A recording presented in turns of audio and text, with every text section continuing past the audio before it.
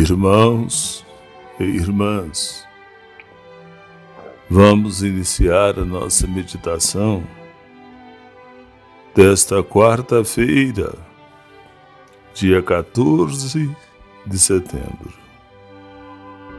Rezemos. Vinde, Espírito Santo, enche os corações dos vossos fiéis e acendei neles o fogo do vosso amor. Enviai o vosso Espírito, e tudo será criado, e renovareis a face da terra. Oremos.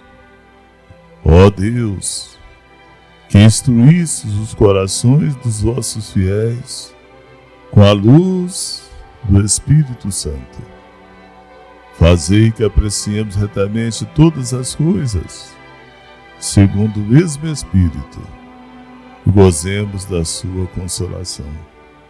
Por Cristo nosso Senhor. Amém. 14 de setembro. A nossa igreja hoje celebra a exaltação da Santa Cruz. A exaltação da Santa Cruz. Por isso vamos ouvir este Evangelho de São João, Evangelho muito profundo, capítulo 3, versículos de 13 a 17. Naquele tempo, disse Jesus a Nicodemos: ninguém subiu ao céu a não ser aquele que desceu do céu, o Filho do Homem. Do mesmo modo como Moisés levantou a serpente no deserto, assim é necessário que o Filho do Homem seja levantado, para que todos os que nele crerem tenham a vida eterna. Pois Deus amou tanto o mundo, que deu seu Filho unigênito, para que não morra todo que nele crer, mas tenha vida eterna. De fato, Deus não enviou seu Filho ao mundo para condenar o mundo, mas para que o mundo seja salvo por ele. Palavra da salvação. Irmãos e irmãs, celebrar a festa, esse dia da exaltação da Santa Cruz, exige de nós uma coragem para ver o seguinte: na cruz, temos aquela visão de derrota. Em princípio é isso, não é? E não tenhamos medo de enxergar a derrota. Não vamos fugir dessa realidade da derrota. A cruz, em princípio, mostra isto: a derrota. Olha, meu irmão, minha irmã, é muito sério isto. Mas muito sério mesmo, porque às vezes nós temos medo de reconhecer as derrotas da vida da gente, na vida da gente. E quando as derrotas insistem em se comprovarem que elas são fatos, tem pessoas que adoecem quando vê que a única coisa que sobrou foi a derrota. Tem pessoas que perdem o sentido da vida quando a derrota fica cada vez mais clara. Tem pessoas que até vê como único caminho diante de derrota tão evidente o seu fim de vida, o suicídio, o autoextermínio. Tem pessoas que não aguentam as derrotas da vida. Tem pessoas que sentem vergonha das derrotas, Não precisa disso, não pode ser assim. Ter vergonha das derrotas. Tem pessoas que acham que é feio ser derrotado. Não pode ser desse jeito. Tem que assumir, tem que aceitar, tem que acolher as derrotas. Talvez você poderia ou quer me perguntar o que significa essas derrotas. Vamos pensar no seguinte: quando passamos por momentos difíceis, quem não passa, não é? Por momentos difíceis, e tem momentos difíceis que chegam e fica demorando muito tempo, se esticam. Momentos difíceis quando passamos por grandes tribulações. Nosso Deus, tem tribulações que chegam e parece que vai picando a gente todinho, em pedacinhos. Quando passamos por tentações, grandes tentações terríveis, quando a angústia falar mais alto em nossa alma, uma alma cheia de angústia, isso tudo que eu falei é sinal de derrota. A derrota são esses momentos difíceis, esses momentos de grandes tribulações, essas tentações, quando a angústia falar muito alto em nossa alma, quando não soubermos que caminho tomar, quando achamos que o nosso sofrimento é insuportável. Você já percebeu isso? Você já teve isso? Tem hora que o sofrimento que a gente passa por ele é insuportável. Parece que não vai ter mais fim. Quando você vê, você sofre terrivelmente. Quando você olha, está chegando mais sofrimento ainda. Parece que não vai ter fim. Quando achamos que temos mais o caminho, quando nós achamos que não temos mais o caminho para seguir, meu irmão, minha irmã, o que você deve fazer nesses momentos assim de derrota que você vê que aquela sensação de destruição, aquilo que você acreditava, as pessoas que você acreditava, as condições que você acreditava, tudo aquilo que você almejava, você está vendo tudo indo por terra. São esses momentos de derrotas na vida.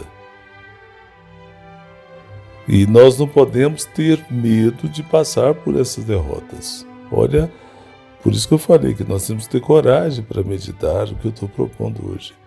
Não tenha medo das derrotas que a vida impõe a você, sobre você. Esses momentos tão pesados que às vezes você passa, eu passo, você passa, todos nós passamos. Parece que derrotas puras. Aquilo que você tanto esperava não dá mais certo. É fim de coisas que você tinha tanta segurança daquilo. São as derrotas. E vou te falar uma coisa, não fica fingindo que derrota não é derrota. Derrota é derrota. A cruz de Cristo, em princípio, é esse sinal de derrota. Você tem que ter coragem para ver isto. Mas, meu irmão, minha irmã, quando a gente enxerga as derrotas, acolhe as derrotas, assume as derrotas, não tenha medo das derrotas, convive com aqueles momentos de derrotas, quando você sente tudo isso assim, sem se iludir, sem querer buscar fugas para não aceitar as derrotas, é aí que entra então esse mistério da salvação. A vitória. Eu vou me atrever de falar uma coisa para você aqui. Para você ter a vitória, e muitas vezes na sua vida é assim, para você ter a vitória, primeiro você tem que aceitar aquela derrota. É aí que está a exaltação da Santa Cruz. A Santa Cruz de Jesus.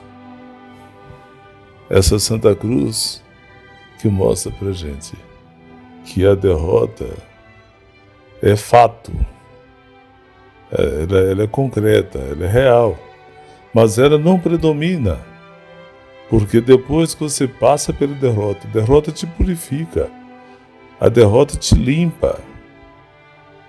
A derrota te desperta. A derrota te educa. A derrota te cura. Quando você passa pela derrota dessa forma, após a derrota fazer todo o serviço, o trabalho que ela tinha que fazer em você, aí vem a vitória. Na cruz de Cristo tem em princípio a derrota e depois permanentemente a vitória. Mas não tem vitória sem a gente primeiro acolher a derrota. Não tem vitória. O mundo põe em nossa cabeça que devemos fugir da derrota. Devemos fingir que a derrota não existe. Não é desse jeito, não. Vivencie a derrota, mas acreditando, tendo fé. A gente vive a derrota com fé. Não sabemos como, porque se temos fé, é Deus que está funcionando em nossa vida. E ali, tudo vai sendo transformado. E você vai, inclusive, sendo transformado também. E aí então vem a vitória. A vitória passa pela derrota, mas a vitória vem. Vitória, tu reinarás. Ó cruz, tu me salvarás, me libertarás. O grande problema dessa vitória é a gente ter que primeiro aceitar a derrota. Não é aceitar ser derrotado, é diferente. Aceitar a derrota. Mas aceitar a derrota com fé, como eu disse. Com abertura. Quando você tem fé, você tem abertura, você faz o quê? Você prossegue andando em frente, olhando para frente. A derrota está aí e você não para. Você sabe, como dizia o Papa Francisco, quando a gente aceita a derrota, seguindo em frente, cabeça erguida, não usando a derrota como um meio de vencer as derrotas, não. Mas sabendo que existe um Deus que funciona. Quando você enfrenta as derrotas assim, passa pelas derrotas dessa maneira, a vitória vem. Você não vai continuar derrotado. A vitória chega. E aí, o nosso maior inimigo, você sabe qual que é o maior inimigo que você tem? Até é bom que você medite sobre isso aí. Qual que é o maior inimigo que você tem? Talvez você deve estar pensando em algum parente que você talvez não gosta dele, ou algum vizinho, ou algum colega de trabalho, ou isso ou aquilo, mas não é nada de gente não. O maior inimigo que nós temos chama-se Satanás. Satanás mesmo.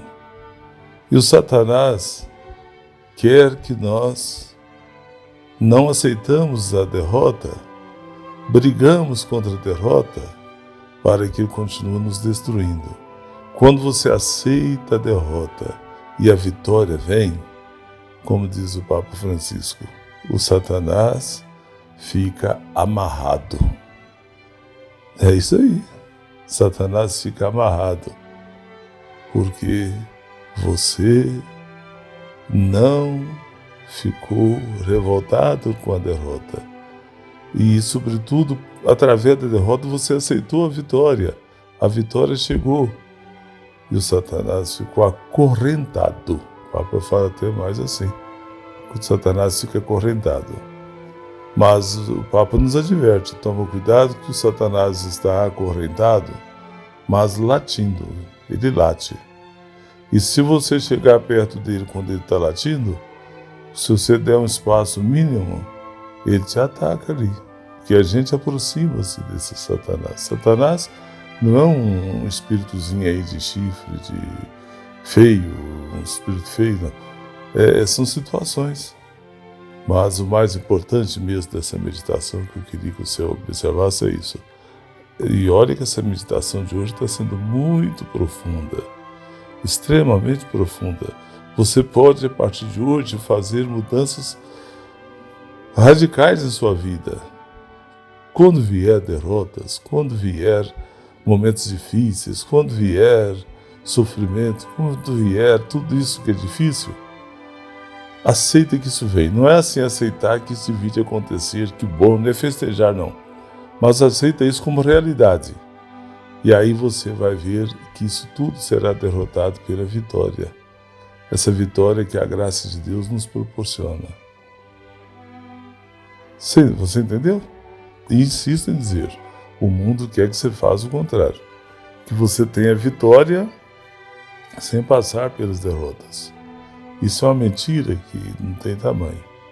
Não tem vitória assim sem passar pelas derrotas, as percas, as quedas, as coisas que poderiam nos decepcionar.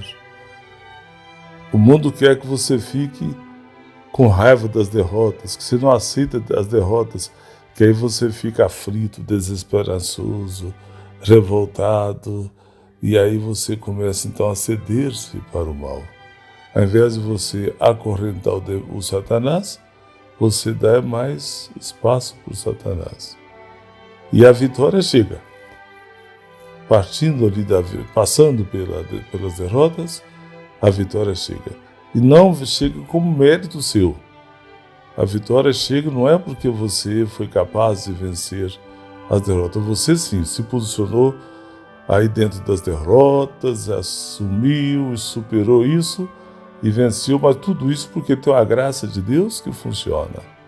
Mas a graça de Deus exige que nós sejamos honestos, realistas.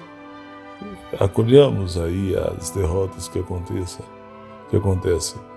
E permitamos que dessas derrotas nasça então a esperança, nasce então a certeza, nasce então a vitória. Essa vitória que o mundo não conhece, porque o mundo quer uma vitória automática, uma vitória de cima para baixo, uma vitória sem sacrifício. Deus queira que todos nós entendemos bem esta meditação. Meditação que foi tirada bem do fundo do meu coração. Espero que eu tenha ajudado muito a você com esta meditação. Eu não. Deus ajudou você através desse pobre servo que sou eu. Vá agora a perguntinha. Irmão e irmã, quando as coisas não estão indo bem para você, quando está tudo tão difícil, quando você só vê a situação piorando cada vez mais para você, quando as derrotas chegam, como é que você se posiciona? Você enxerga as derrotas como derrotas? Aceita as derrotas como derrota? Acolhe as derrotas? Você vê que as derrotas são derrotas, mas você tem fé para poder saber que dessas derrotas vão nascer a vitória? Você compreendeu isso? Você vai ser desse jeito? Ou se talvez já seja, então se já é desse jeito, você vai aprofundar isso cada vez mais em sua vida? Espero que sim. Espero que esta meditação de hoje seja um momento muito oportuno para o seu crescimento espiritual. Rezemos agora, peçamos a Deus para nós nunca termos medo das derrotas, aceitar, acolher as derrotas, enxergar as derrotas como derrotas, inclusive para que a vitória possa nascer de dentro das derrotas assumidas por nós. Peça a Deus para te dar essa coragem. Ave Maria, cheia de graças, o Senhor é convosco. Bendita sois vós entre as mulheres. Bendito é o fruto do vosso ventre, Jesus. Santa Maria, Mãe de Deus, rogai por nós, pecadores, agora e na hora da nossa morte. Amém. Agora vamos ouvir o nosso canto introdutório da nossa conversa sobre a Bíblia. Vamos hoje refletir um pouquinho mais sobre a Bíblia, conhecendo um pouquinho mais sobre a Bíblia. Escutemos e cantemos esse bonito canto.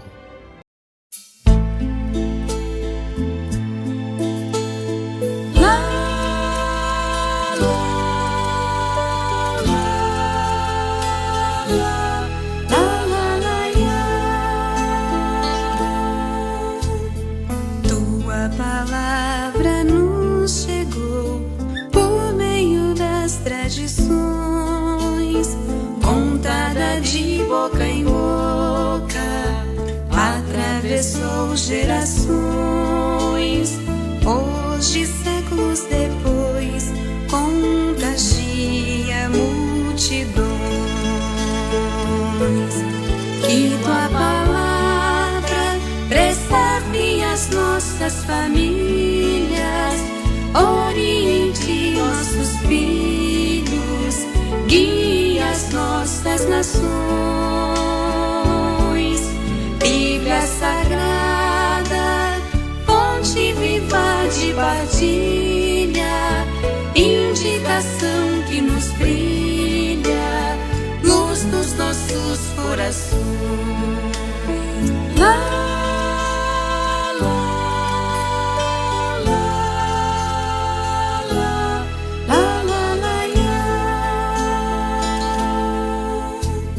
São 73 os livros com tantos ensinamentos, cartas pastorais, históricos, proféticos e agrupamento, com resposta para tudo, Antigo e Novo Testamento.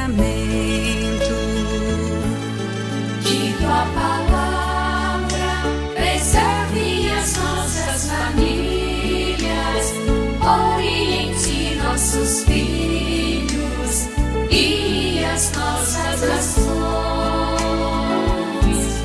Bíblia Sagrada, fonte viva de partilha, indicação que nos brilha, luz nos nossos corações.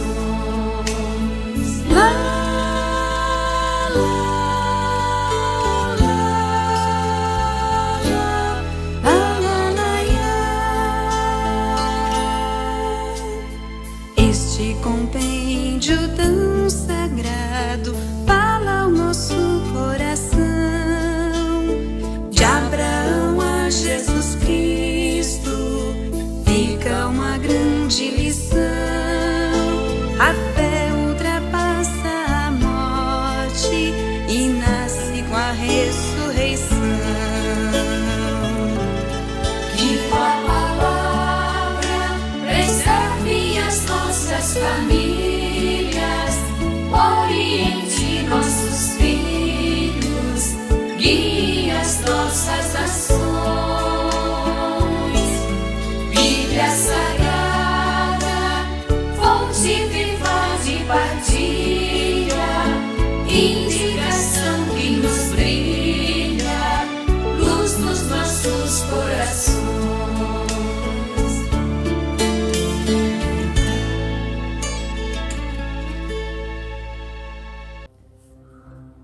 Irmãos e irmãs, depois de ouvirmos desse canto, vamos agora ver o seguinte a respeito da Sagrada Escritura.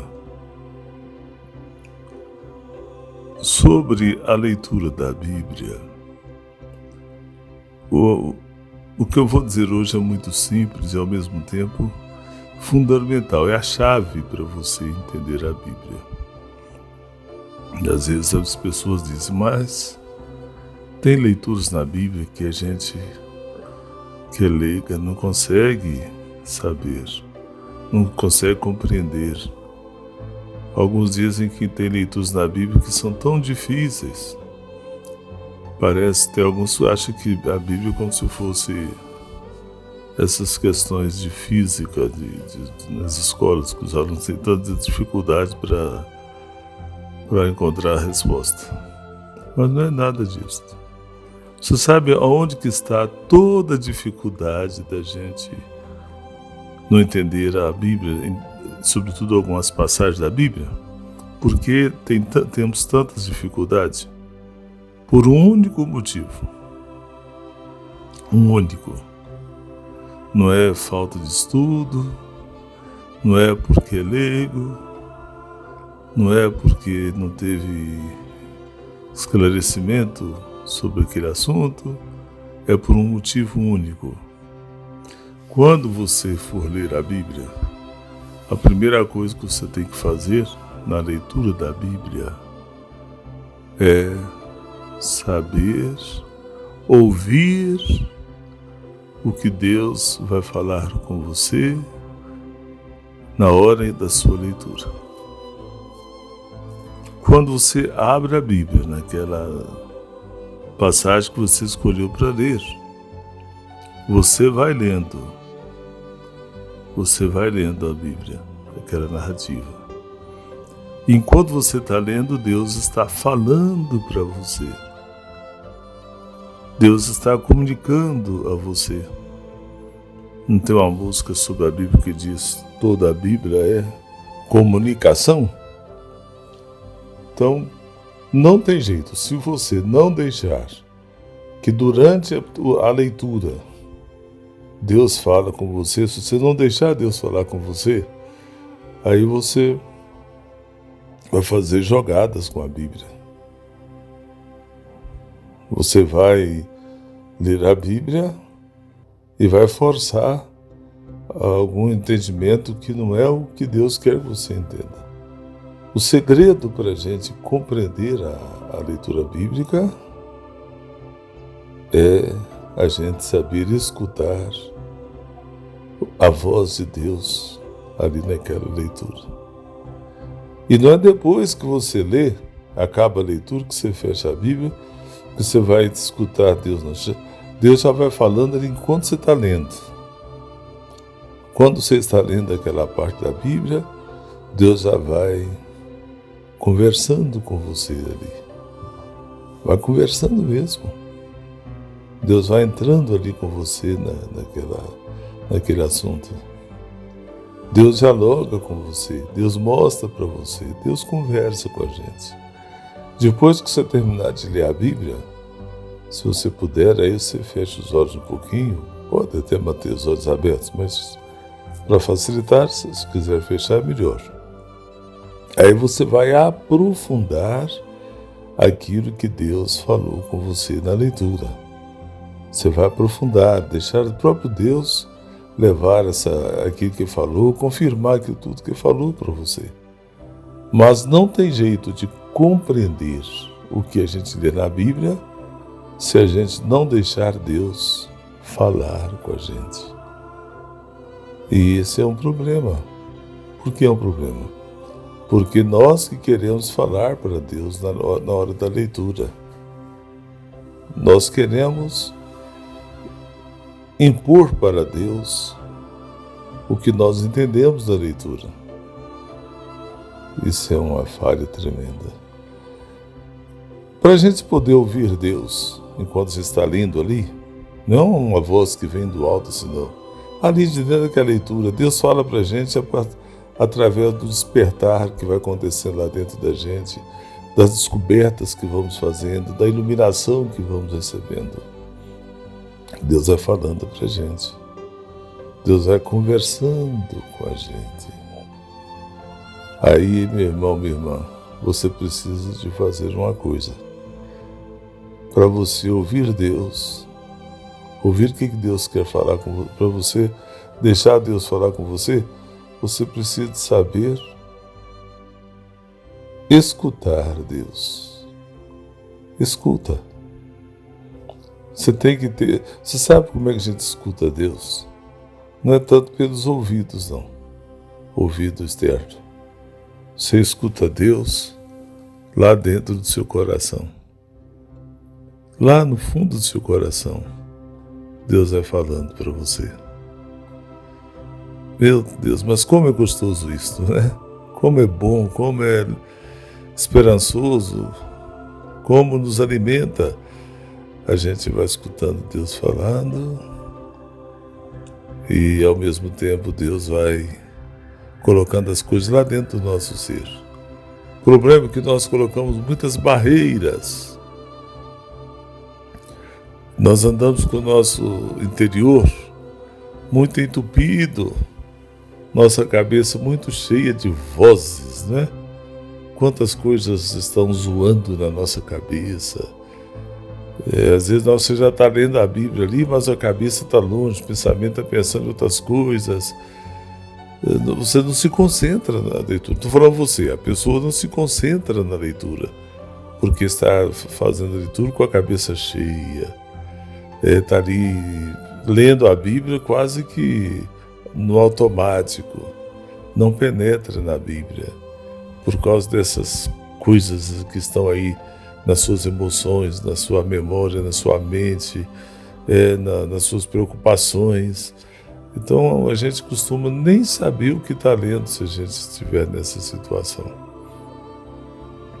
Para você ler a Bíblia, você tem que escutar Deus falando com você a partir daquela leitura. E para isso é preciso que você faça o que então? Que você, no silêncio, antes de você ler a Bíblia, faça um pouquinho de silêncio e deixa Deus te purificar. Deixa Deus silenciar a sua mente. Quando você faz um silêncio, você está fazendo silêncio externo, mas Deus silencia a sua mente. Deus silencia as suas emoções. Deus silencia esses apavoramentos que nós temos. É Deus, só Deus. Aí, nesse silêncio que Deus vai fazendo em nós, você vai ter condições de se concentrar na leitura. Você vai fazer uma leitura concentrada, você vai se entregar à leitura. Aí você vai ouvir Deus falando para você. Não esqueça isso nunca mais na sua vida. Não leia a Bíblia assim, de forma tão automática, tão perturbadora. É como se fosse escutar um radinho, escutar um som, como se estivesse escutando um jogo de futebol ali no rádio. Não é assim não. Você tem que ler a Bíblia de forma concentrada, para que a palavra de Deus penetre até no seu coração. Compreendeu hoje como é que a gente deve então ler a Bíblia? Todas as vezes que você ler a Bíblia, você deve ler a Bíblia dessa maneira. Aí sim, aquela leitura não vai ser apenas uma leitura como você lê uma notícia de jornal, como você faz uma leitura de qualquer outra coisa. Mas será uma leitura profunda, uma leitura que vai te alimentar. Meu irmão, minha irmã, agora eu quero responder uma pergunta. Hoje, na minha pergunta, na minha resposta aqui, eu quero responder ao meu amigo aí que mandou para mim, chama-se Marcílio. Ei, Marcílio, estou vendo aqui que você faz aniversário, então, agora dia 18, domingo que vem.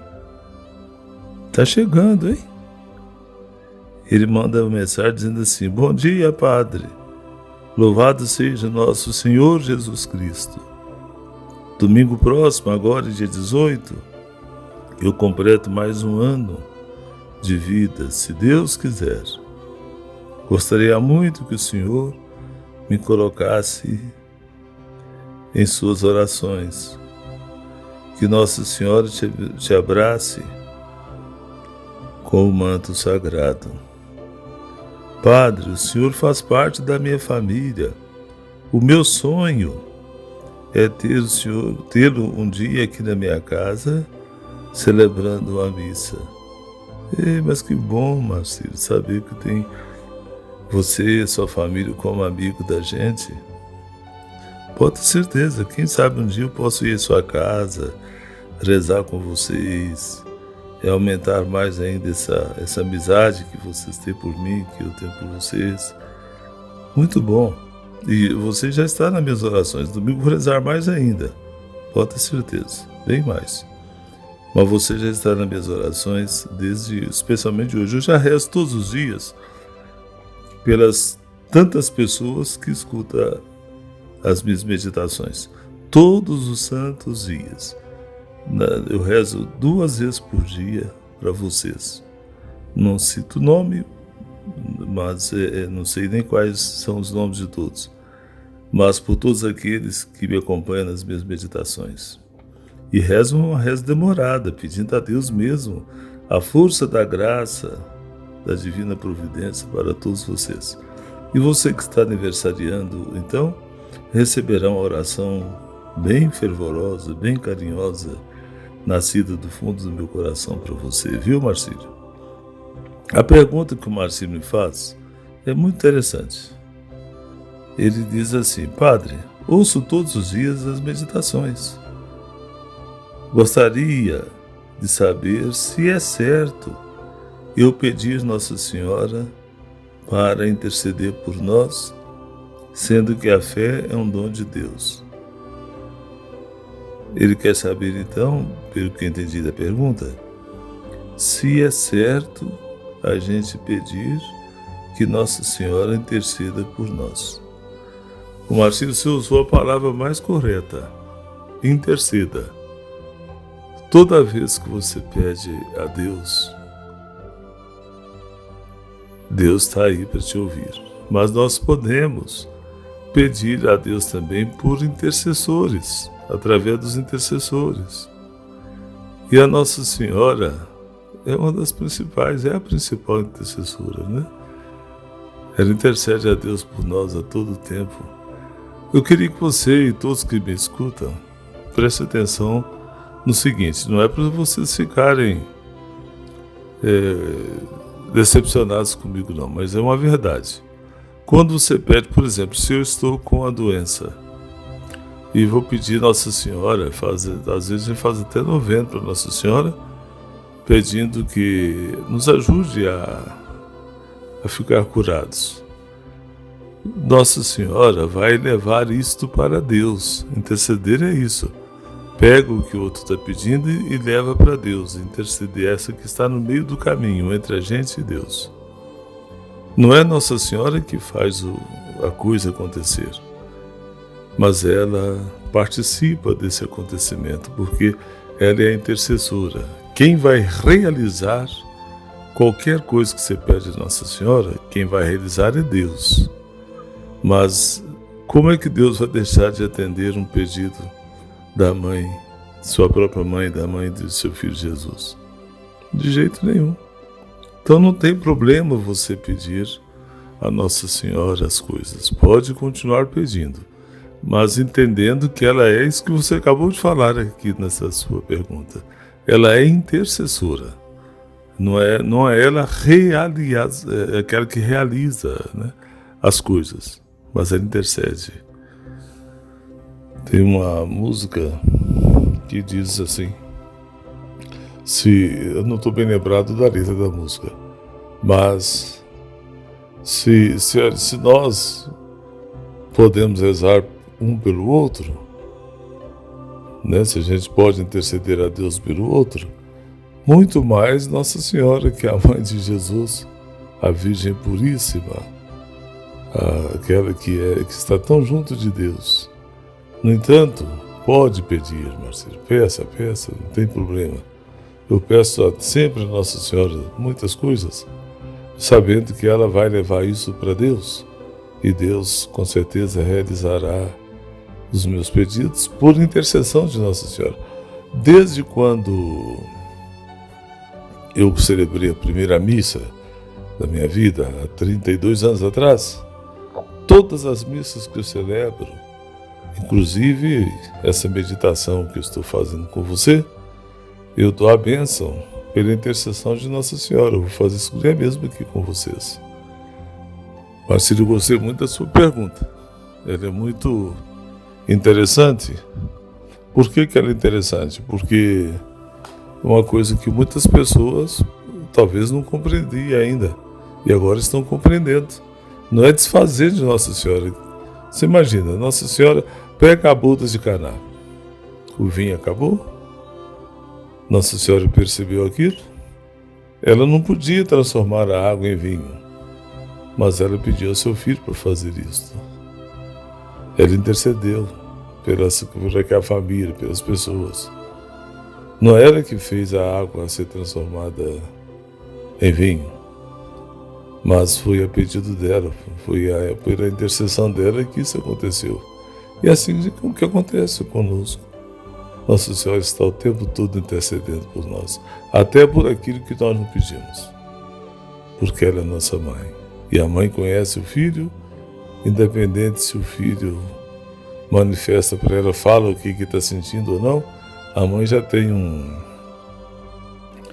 um fino trato com os filhos. Ela percebe imediatamente o que é que o filho está precisando. Compreendido, meu querido Marcílio? Então, mais uma vez, agradeço a você, e a partir de amanhã vai estar o número do telefone, conforme a Penha pediu ontem, fixado aí mesmo, continuamente, aí na tela do seu aparelho, seja computador, seja notebook, seja telefone, seja televisão, vai aparecer sempre o número desse meu WhatsApp, para que você possa estar sempre mandando as suas perguntas. Caso você viu que o Marcílio hoje não perguntou a respeito da Bíblia propriamente, mas a pergunta dele é tão interessante. Você pode fazer perguntas que não sejam coisas da Bíblia. Pode. Se eu tiver dificuldade de responder, eu vou pesquisar para trazer a resposta para você, mas não vou deixar você sem a devida resposta. Então receba agora a bênção final. E olha, eu vou dar a bênção, conforme eu sempre faço, pela intercessão de Nossa Senhora. O Senhor esteja convosco. Pela intercessão da grande Mãe de Deus, Maria Santíssima, desça sobre todos vocês e vossas famílias. Bênção de Deus Todo-Poderoso, Pai e Filho e Espírito Santo, e permaneça para sempre. Louvado seja o nosso Senhor Jesus Cristo, para sempre seja louvado. Até amanhã, se Deus quiser.